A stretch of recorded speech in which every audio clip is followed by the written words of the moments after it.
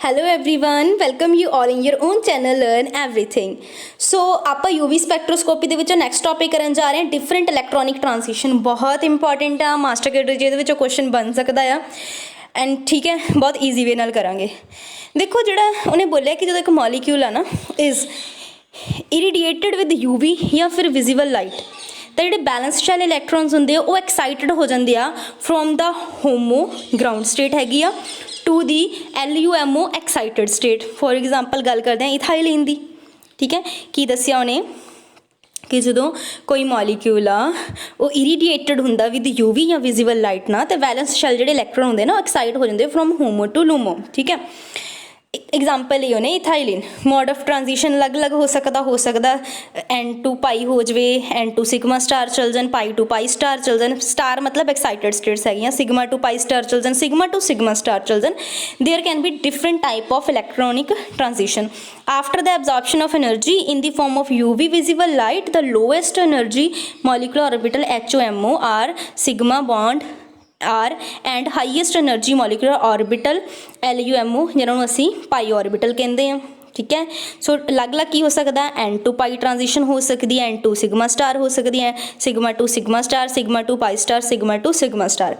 Paper च ना की पूछा जा सकता, या तो इन्हों की एनर्जी लैवल डायग्राम पूछी जा सकती जो मैं तुहानूं अगे हुण थोड़ी होर एक्सप्लेन करनी है, ਜਾਂ ਇਹਦੇ ਵਿੱਚ ਪਤਾ ਕੀ ਪੁੱਛਿਆ ਜਾਂਦਾ ਕਿ ਜਿੱਦਾਂ ਇਹ ਪੁੱਛੇਗਾ ਕਾਰਬੋਨਿਲ ਕੰਪਾਊਂਡ 'ਚ ਕਿਸ ਟਾਈਪ ਦੀ ਟ੍ਰਾਂਜੀਸ਼ਨ ਹੁੰਦੀ ਆ। ਜਿਹੜੇ ਕਾਰਬੋਨਿਲ ਹੈਗੇ ਆ ਨਾ, ਕਾਰਬੋਨਿਲ ਇਹਨਾਂ ਵਿੱਚ N2 ਪਾਈ ਹੁੰਦੀ ਆ। ਕੀ ਹੁੰਦੀ? N2 ਪਾਈ ਟ੍ਰਾਂਜੀਸ਼ਨ। ਓਕੇ, ਪਹਿਲਾਂ ਆਪਾਂ ਸਿੰਪਲ ਵਾਲੇ ਯਾਦ ਕਰ ਲਈਏ। ਠੀਕ ਹੈ, ਕਾਰਬੋਨਿਲ ਕੰਪਾਊਂਡਸ ਦੇ ਵਿੱਚ ਕਿਹੜੀ ਕਿਹੜੀ ਦੇਖਣ ਨੂੰ ਹੈਗੀ ਆ? N2 ਪਾਈ ਜਾਂ ਫਿਰ sigma to pi star. Okay, then sigma to sigma star ਤੁਹਾਨੂੰ ਐਲਕੇਨਸ ਦੇ ਵਿੱਚ ਦੇਖਣ ਨੂੰ ਮਿਲੇਗੀ। ਕਿਹਦੇ ਵਿੱਚ? ਐਲਕੇਨਸ ਦੇ ਵਿੱਚ। ਓਕੇ, ਉਸ ਤੋਂ ਬਾਅਦ ਜਿਹੜੀ N2 ਸਿਗਮਾ ਸਟਾਰ ਹੈਗੀ ਉਹ nitrogen, halogen, oxygen, sulphur compounds ਦੇ ਵਿੱਚ। ਜੇ ਗੱਲ ਆ ਜਾਵੇ ਐਲਕੀਨ 'ਚ ਡਬਲ ਬੌਂਡ ਹੁੰਦਾ ਨਾ, ਉੱਥੇ ਆ ਜਾਏਗੀ ਪਾਈ ਟੂ ਪਾਈ ਸਟਾਰ ਜਾਂ ਫਿਰ ਐਲਕਾਈਨਸ। ਠੀਕ ਹੈ, ਉਹਨਾਂ 'ਚ ਪਾਈ ਟੂ ਪਾਈ ਸਟਾਰ ਹੀ ਇਲੈਕਟ੍ਰੋਨਸ ਜਿਹੜੇ ਜਾਣਗੇ। ਸੋ ਇੱਥੇ ਦੱਸਿਆ ਦਾ UV region fall in the range between 190 ਤੋਂ 380 ਨੈਨੋਮੀਟਰ।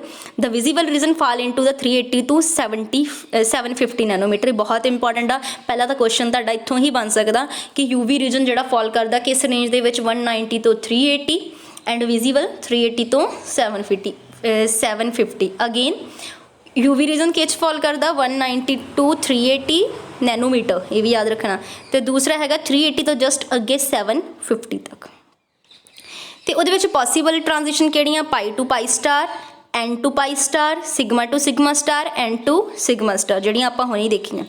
ਠੀਕ ਹੈ, ਇੱਥੇ ਇਹਨਾਂ ਨੇ 5 ਟਾਈਪਸ ਦੀਆਂ ਲਿਖੀਆਂ ਹੋਈਆਂ, ਇੱਥੇ 4 ਲਿਖੀਆਂ ਹੋਈਆਂ, ਕੋਈ ਪ੍ਰੋਬਲਮ ਨਹੀਂ ਹੈਗੀ। ਠੀਕ ਹੈ, ਇਹਦੀ ਐਨਰਜੀ ਡਾਇਗਰਾਮ ਅੱਗੇ ਦੇਖਣੀ ਅਸੀਂ। ਉਸ ਤੋਂ ਪਹਿਲਾਂ ਦੇਖੋ ਬੋਥ ਸਿਗਮਾ ਟੂ ਸਿਗਮਾ ਸਟਾਰ ਅਤੇ N2 ਸਿਗਮਾ ਸਟਾਰ। ਜੇ ਜਾਣਾ ਹੈਗਾ ਤੁਸੀਂ ਸਿਗਮਾ ਸਟਾਰ ਦੇ ਵਿੱਚ, ਹੋ ਸਕਦਾ ਤੁਸੀਂ ਸਿਗਮਾ ਤੋਂ ਚਲ ਜਾਓ ਸਿਗਮਾ ਸਟਾਰ, ਜਾਂ ਹੋ ਸਕਦਾ ਤੁਸੀਂ N2 ਸਿਗਮਾ ਸਟਾਰ ਚਲ ਜਾਓ। ਉਹਦੇ ਲਈ ਤੁਹਾਨੂੰ ਬਹੁਤ ਜ਼ਿਆਦਾ ਐਨਰਜੀ ਦੀ ਲੋੜ ਹੁੰਦੀ ਹੈ। ਇਹਦਾ ਵੀ ਕੁਐਸਚਨ ਪੁੱਟ ਕੀਤਾ ਜਾ ਸਕਦਾ ਕਿ ਕਿਹਦੇ ਲਈ ਤੁਹਾਨੂੰ ਐਨਰਜੀ ਦੀ ਲੋੜ ਜਿਹੜੀ ਜ਼ਿਆਦਾ ਹੁੰਦੀ ਹੈ। ਇਸ ਕਰਕੇ ਜੇ ਐਨਰਜੀ ਜ਼ਿਆਦਾ, ਵੇਵਲੈਂਥ ਕੀ ਹੋ ਗਈ? ਘੱਟ ਹੋ ਗਈ ਕਿ ਨਹੀਂ? ਮੈਂ ਦੱਸਿਆ ਸੀ ਨਾ ਪਿਛਲੀ ਵੀਡੀਓ ਦੇ ਵਿੱਚ ਕਿ ਇਨਵਰਸਲੀ ਰਿਲੇਸ਼ਨ ਹੁੰਦਾ। ਸੋ ਇਹ ਜਾਣਗੇ ਕਿਹਦੇ ਵਿੱਚ ਚੱਕਰ ਹੋਣਗੇ ਜਾ ਕੇ? ਫਾਰ ਅਲਟਰਾਵਾਇਲਟ ਰੀਜਨ, ਮਤਲਬ ਜਿੱਥੇ ਸ਼ਾਰਟ ਵੇਵਲੈਂਥ ਹੋਣਗੀਆਂ ਜਾਂ ਵੀਕਲੀ, ਜਿੱਦਾਂ 180 ਤੋਂ ਜਸਟ 240 ਦੇ ਵਿੱਚ। ਠੀਕ ਹੈ, ਕੌਨਸੀਕੁਐਂਸਲੀ ਜਿੰਨੇ ਵੀ ਸੈਚੂਰੇਟਡ ਗਰੁੱਪ ਹੈਗੇ ਨੇ, ਸੈਚੂਰੇਟਡ ਜਾਣਦੇ ਹੋ ਕਿਹੜੇ ਹੁੰਦੇ? ਜਿਹੜੇ ਸਿੰਗਲ ਬੌਂਡ ਜਿੱਦਾਂ ਜਿਹਨਾਂ 'ਚ ਹੁੰਦਾ, do not exhibit strong absorption in the ordinary ultraviolet region, ਕਿਉਂਕਿ ਉੱਥੇ ਸ਼ਾਰਟ ਵੇਵਲੈਂਥ ਦੀ ਹੀ ਲੋੜ ਹੈਗੀ ਆ। ਜੇ ਗੱਲ ਕਰਾਂ ਮੈਂ N2 ਪਾਈ ਸਟਾਰ, ਇੱਥੇ ਆਪਾਂ ਸਿਗਮਾ ਸਟਾਰ 'ਚ ਜਾਣਾ ਸੀਗਾ ਹੈ ਨਾ, ਹੁਣ ਆਪਾਂ ਪਾਈ ਸਟਾਰ 'ਚ ਜਾਣਾ, ਉਹ ਅਸੀਂ N2 ਮੂਵ ਵੀ ਕਰ ਸਕਦੇ ਹਾਂ ਅਤੇ ਪਾਈ ਟੂ ਪਾਈ ਸਟਾਰ ਵੀ ਮੂਵ ਕਰ ਸਕਦੇ ਹਾਂ। ਇਹ ਹੁੰਦੀ ਆ ਅਨਸੈਚੂਰੇਟਡ ਸੈਂਟਰ ਵਿੱਚ। ਅਨਸੈਚੂਰੇਟਡ ਸਮਝਦੇ ਜਿੱਦਾਂ ਐਲਕੀਨਸ ਹੋ ਗਏ। ਠੀਕ ਹੈ, ਐਲਕੀਨਸ ਜਿਹਨਾਂ 'ਚ ਡਬਲ ਬੌਂਡ ਹੁੰਦਾ, ਐਲਕਾਈਨਸ ਟ੍ਰਿਪਲ ਬੌਂਡ ਹੋ ਗਏ। ਠੀਕ ਹੈ, ਤਾਂ ਹੀ ਉਹਨਾਂ ਨੇ ਦੇਖੋ ਐਗਜ਼ਾਮਪਲ ਦਿੱਤੀ ਸੀ ਨਾ ਇਹਦੇ ਵਿੱਚ। ਹੁਣ ਕੁਛ ਦੇਖੋ ਇਹਦੇ ਵਿੱਚ ਜਿੱਦਾਂ ਟ੍ਰਾਂਜੀਸ਼ਨ ਦਿੱਤੀਆਂ sigma to sigma star, N2 sigma star, N2 pi star, pi to pi star, ਇਹ ਉਹਨਾਂ ਦੀ ਐਨਰਜੀ ਲੈਵਲ ਡਾਇਗਰਾਮ ਵੀ ਦਿੱਤੀ ਆ।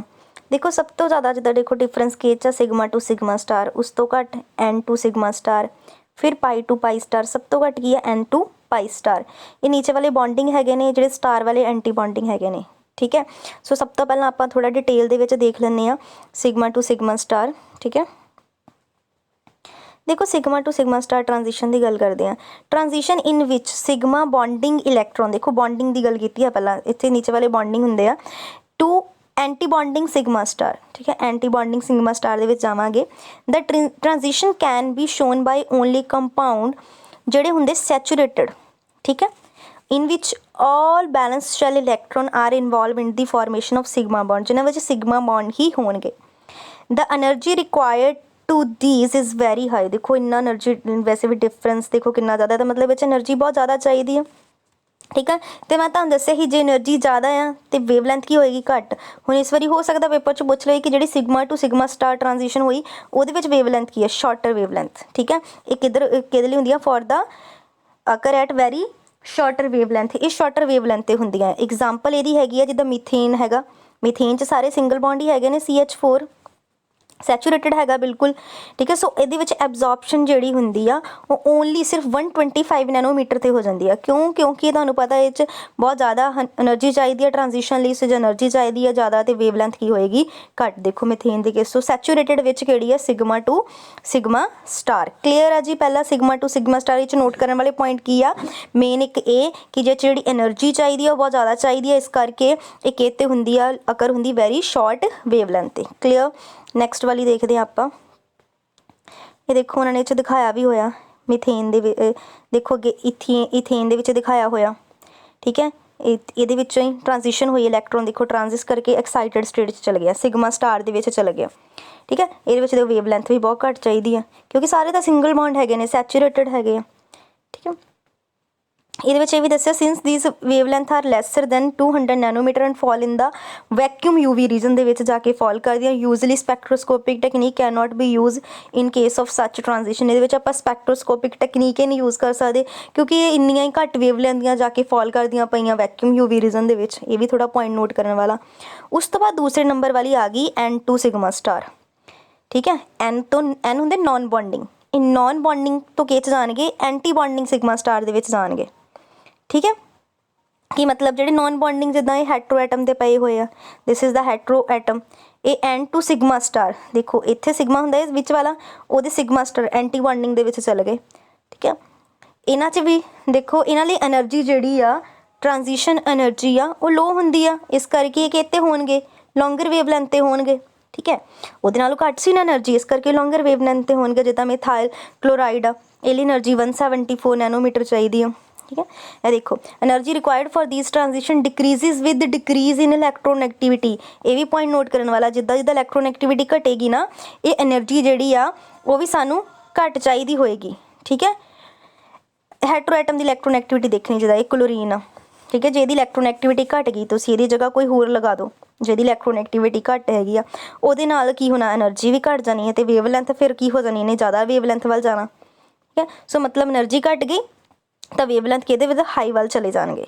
जिदा एग्जाम्पल आ मिथाइल क्लोराइड अब्जॉर्ब करता 174 ते, जे मैं इहदी जगह मिथाइल आयोडाइड की गल करा, हुण आयोडीन इलैक्ट्रॉन एक्टिविटी घट गई तो एनर्जी की कर जाएगी, घट जाएगी तो वेवलेंथ की कर जाएगी, वध जाएगी 258 नैनोमीटर। सो मेन जे तुहानूं ही ना कंपैरिजन पूछेगा पेपर चो, पूछेगा ये ए टूअर्ड ज़्यादा लॉन्गर वेवलेंथ होएगी इत्ते होएगी ट्रांजिशन जां घट ते होएगी, या दूसरी आयोडीन लगा देगा एक बारी तो वो पूछेगा। हुण आयोडीन तुहानूं पता आयोडीन लग गया, इलैक्ट्रॉन एक्टिविटी घट गई, एनर्जी घटेगी तो वेवलेंथ जिहड़ी आ वो ज़्यादा ते होएगा, ठीक है।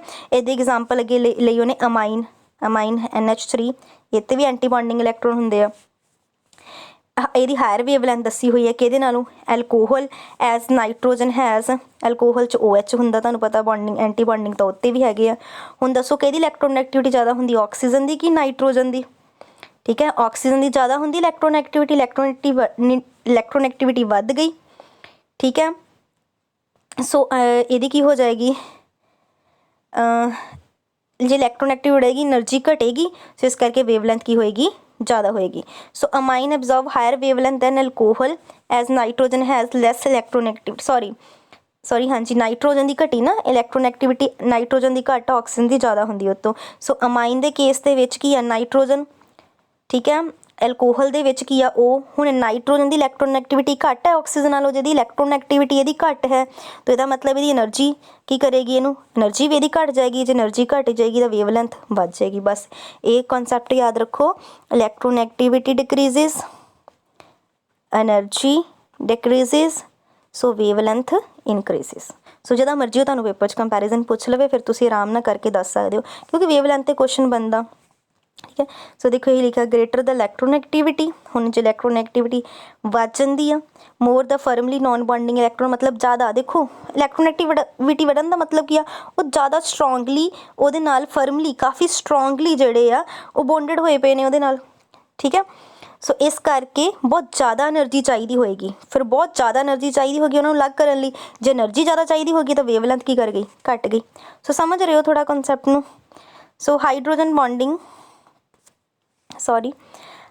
bonding of compound with the solvent also shift the absorption to the shorter wavelength, ਕਿ ਜੇ ਤੁਹਾਡੇ ਕੋਲ ਹਾਈਡਰੋਜਨ ਬੌਂਡਿੰਗ ਆ ਜਾਂਦੀ ਉਸ ਕੰਪਾਊਂਡ ਦੇ ਵਿੱਚ ਵਿਦ ਦਾ ਸੋਲਵੈਂਟ, ਕਿਸੇ ਸੋਲਿਡ ਨਾਲ ਹਾਈਡਰੋਜਨ ਬੌਂਡਿੰਗ ਕਰਦਾ ਪਿਆ ਆ, ਉਹਨਾਂ ਵੀ ਕੀ ਹੋਏਗਾ, ਇਹ ਸ਼ਾਰਟਰ ਵੇਵਲੈਂਥ ਵੱਲ ਜਾਏਗਾ। ਠੀਕ ਹੈ, ਕਿਉਂਕਿ ਤੁਹਾਨੂੰ ਉੱਥੇ એનર્ਜੀ ਜ਼ਿਆਦਾ ਚਾਹੀਦੀ ਹੋਣੀ ਆ, ਕਿਉਂਕਿ ਇੱਕ ਹੋਰ ਬੌਂਡਿੰਗ ਆ ਗਈ, ਉਹਨੂੰ ਅਲੱਗ ਕਰਨ ਲਈ ਹੋਰ એનર્ਜੀ ਚਾਹੀਦੀ ਆ। ਸੋ ਵੇਵਲੈਂਥ ਫਿਰ ਸ਼ਾਰਟਰ, ਸੋ ਜਿੰਨੀ એનર્ਜੀ ਵਧੀ ਜਾਏਗੀ ਵੇਵਲੈਂਥ ਘਟੀ ਜਾਏਗੀ। ਠੀਕ ਹੈ, but in general N2 sigma star transition not much important, ਇਹ ਜ਼ਿਆਦਾ ਇੰਪੋਰਟੈਂਟ ਨਹੀਂ ਹੁੰਦੀਆਂ। ਉਸ ਤੋਂ ਬਾਅਦ ਗੱਲ ਕਰਦੇ ਹਾਂ N2 pi star. These are the transition in ਵਿਚ ਐਨ ਇਲੈਕਟ੍ਰੋਨ ਨੋਨ ਬੌਂਡਿੰਗ ਚੋਂ ਕਿਹ 'ਚ ਜਾ ਰਿਹਾ, ਪਾਈ ਸਟਾਰ ਦੇ ਵਿੱਚ। ਹੁਣ ਪਾਈ ਸਟਾਰ ਤੋਂ ਪਤਾ ਲੱਗਦਾ ਪਿਆ ਕਿ ਡਬਲ ਬੌਂਡ ਹੋਏਗਾ ਅਤੇ ਨਾਲ ਨੋਨ ਬੌਂਡਿੰਗ ਹੋਣਗੇ। ਠੀਕ ਹੈ, ਇਹਦੇ ਵਿੱਚ ਸਾਨੂੰ ਘੱਟ ਅਮਾਊਂਟ ਆਫ એનર્ਜੀ ਚਾਹੀਦੀ ਹੁੰਦੀ, ਇਸ ਕਰਕੇ ਤੁਹਾਨੂੰ ਪਤਾ ਇਹ ਫਿਰ ਜ਼ਿਆਦਾ ਵੇਵਲੈਂਥ 'ਤੇ ਅਕਰ ਹੋਣਗੇ ਜਾ ਕੇ। ਠੀਕ ਹੈ, ਸੋ ਇਹ 'ਚ ਇੰਟੈਂਸਿਟੀ ਆਫ ਐਬਜ਼ੋਰਪਸ਼ਨ ਵੀ ਲੋ ਹੈਗੀ ਆ। ਇਹਨੂੰ ਅਲਟਰਾਵਾਇਲਟ ਸਪੈਕਟ੍ਰੋਫੋਟੋਮੀਟਰ ਦੇ ਨਾਲ ਆਪਾਂ ਉਹਦੀ ਰੇਂਜ ਦੇ ਵਿੱਚ ਹੀ ਆ ਦੇਖ ਵੀ ਸਕਦੇ ਹਾਂ। ਸੋ ਇਹ ਦੇਖੋ ਨੋਨ ਬੌਂਡਿੰਗ, ਇੱਧਰ ਡਬਲ ਬੌਂਡ ਵੀ ਹੈਗਾ ਆ, ਤਾਂ ਪਾਈ ਸਟਾਰ ਦੇ ਵਿੱਚ ਚਲੇ ਜਾਣਗੇ। ਸੋ ਪਤਾ ਲੱਗ ਗਿਆ ਨਾ, ਇਹ ਅਨਸੈਚੂਰੇਟਡ 'ਚ ਫਿਰ ਹੋਏਗੀ, ਦੇਖ ਕੇ ਪਤਾ ਚੱਲ ਗਿਆ ਤੁਹਾਨੂੰ। ਪਾਈ ਟੂ ਪਾਈ ਸਟਾਰ ਮਤਲਬ ਪਾਈ ਤੋਂ ਹੀ ਪਾਈ ਦੇ ਵਿੱਚ ਜਾਏਗੀ, ਐਂਟੀ ਬੌਂਡਿੰਗ ਦੇ ਵਿੱਚ ਹੀ ਜਾਏਗੀ। ਠੀਕ ਹੈ, ਸੋ ਦੇਖੋ ਇਹਦੇ ਵਿੱਚ ਦਿੱਤਾ, ਇੱਕ ਇਹ 'ਚ ਹੋਏਗਾ ਜਿੱਦਾਂ ਐਲਕੀਨਸ ਹੁੰਦੇ ਆ ਉਹਨਾਂ ਵਿੱਚ ਹੋਏਗਾ। ਠੀਕ ਹੈ, ਇਹ ਦੇਖੋ ਇਹਦੇ ਵਿੱਚ ਵੀ ਦੱਸੀ ਹੋਈ ਐਗਜ਼ਾਮਪਲ ਇਹਦੀ, ਇਹ ਕਾਰਬੋਨਿਲ ਕੰਪਾਊਂਡ ਦੱਸੇ ਹੋਏ ਨੇ। ਠੀਕ ਹੈ, ਇੱਥੇ ਡਬਲ ਬੌਂਡ ਇੱਥੋਂ ਪਾਈ ਸਟਾਰ ਹੀ ਸ਼ਿਫਟ ਕਰ ਗਿਆ। ਠੀਕ ਹੈ, ਸਿੰਪਲ ਐਲਕੀਨਸ, ਇਥਾਈਲਿਨ, ਟ੍ਰਿਪਲ ਬੌਂਡ ਵਾਲੇ ਵੀ ਉਹ ਸਾਰੇ ਇਹਦੇ ਵਿੱਚ ਹੀ ਹੋਣਗੇ। ਐਨਰਜੀ ਇਹਦੇ ਲਈ ਘੱਟ ਹੀ ਚਾਹੀਦੀ ਹੈ, ਜੇ ਐਨਰਜੀ ਘੱਟ ਚਾਹੀਦੀ ਹੈ ਤਾਂ ਫਿਰ ਕੀ ਹੋਏਗਾ, ਵੇਵਲੈਂਥ ਜ਼ਿਆਦਾ ਇਹਦੇ ਵਿੱਚ। ਬਟ ਇਹਦੇ ਵਿੱਚ ਦੇਖੋ ਇੱਕ ਇਹਦੇ ਵਿੱਚ ਚੀਜ਼ ਲਿਖੀ ਹੋਈ ਆ, ਇਹ ਵਾਲੀ ਨੋਟ ਕਰਨੀ ਆ, hire energy requirement then N2, ਇਹਦੇ ਨਾਲੋਂ ਇਹਨੂੰ ਐਨਰਜੀ ਜ਼ਿਆਦਾ ਚਾਹੀਦੀ ਆ, ਇਹਦੇ ਨਾਲੋਂ ਐਨਰਜੀ ਇਹਨੂੰ ਚਾਹੀਦੀ ਆ, ਜ਼ਿਆਦਾ ਚਾਹੀਦੀ ਆ। ਠੀਕ ਹੈ, ਇਹਦੀ ਦੇਖੋ ਐਨਰਜੀ ਡਾਇਗਰਾਮ ਵੀ ਆਪਾਂ ਇੱਥੇ ਦੇਖ ਲੈਂਦੇ ਹਾਂ। ਇਹ ਦੇਖੋ ਐਨਰਜੀ ਡਾਇਗਰਾਮ ਜੇ ਧਿਆਨ ਨਾਲ ਦੇਖੋ ਨਾ, ਸਭ ਤੋਂ ਜ਼ਿਆਦਾ ਐਨਰਜੀ ਇਹਨੂੰ ਚਾਹੀਦੀ, ਉਸ ਤੋਂ ਘੱਟ ਇਹਨੂੰ, ਉਸ ਤੋਂ ਜ਼ਿਆਦਾ ਇਹਨੂੰ, ਸਭ ਤੋਂ ਘੱਟ ਇਹਨੂੰ ਆ। ਠੀਕ ਹੈ, ਇਸ ਕਰਕੇ pi to pi star N2 pi star ਨਾਲੋਂ ਜ਼ਿਆਦਾ ਹੋ ਸਕਦਾ ਪੇਪਰ 'ਚ ਨਾ ਉਹ ਐਨਰਜੀ ਡਿਫਰੈਂਸ ਦਾ ਆਰਡਰ ਪੁੱਛ ਲਵੇ, ਅਤੇ ਇਹ ਰਹੇਗਾ ਸਿਗਮਾ ਟੂ ਸਿਗਮਾ ਸਟਾਰ ਪਹਿਲੇ ਨੰਬਰ 'ਤੇ। ਇਹ ਦੇਖੋ ਦਿੱਤਾ ਹੀ ਆਰਡਰ ਹੀ ਇਹ ਲਿਖਿਆ ਹੋਇਆ, ਨਹੀਂ ਸੌਰੀ, ਸਿਗਮਾ 1 ਨੰਬਰ 'ਤੇ ਆਏਗਾ, ਸੈਕਿੰਡ 'ਤੇ ਇਹ ਆਏਗਾ ਇਹ ਵਾਲਾ, ਥਰਡ 'ਤੇ ਤੁਹਾਡੇ ਕੋਲ ਕਿਹੜਾ ਆਏਗਾ, ਇਹ ਵਾਲਾ, ਕਿਉਂਕਿ ਇਹਦੀ ਐਨਰਜੀ ਜ਼ਿਆਦਾ, ਸਭ ਤੋਂ ਘੱਟ ਐਨਰਜੀ N2 ਪਾਈ ਸਟਾਰ ਦੀ ਰਹੇਗੀ, ਫੋਰਥ ਨੰਬਰ 'ਤੇ ਆਏਗਾ। ਇਹ ਆਰਡਰ ਵੀ ਪੁੱਛਿਆ ਜਾ ਸਕਦਾ ਪੇਪਰ 'ਚ। ਠੀਕ ਆ, ਕਿ ਕਿਹਨੂੰ ਐਨਰਜੀ ਜ਼ਿਆਦਾ ਚਾਹੀਦੀ ਆ।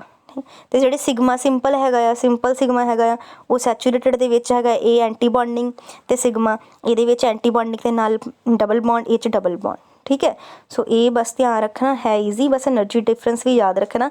ਇਹ ਪਾਈ ਟੂ ਪਾਈ ਸਟਾਰ ਜਿਹੜਾ ਉਹਨੂੰ ਐਨਰਜੀ ਜ਼ਿਆਦਾ ਚਾਹੀਦੀ N2 ਪਾਈ ਸਟਾਰ ਨਾਲੋਂ।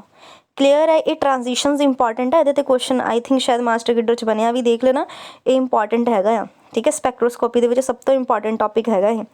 ਸੋ ਵੀਡੀਓ ਪਸੰਦ ਆਈ ਲਾਈਕ ਐਂਡ ਕਮੈਂਟ ਕਰਕੇ ਦੱਸ ਦੇਣਾ। Thanks for watching the video.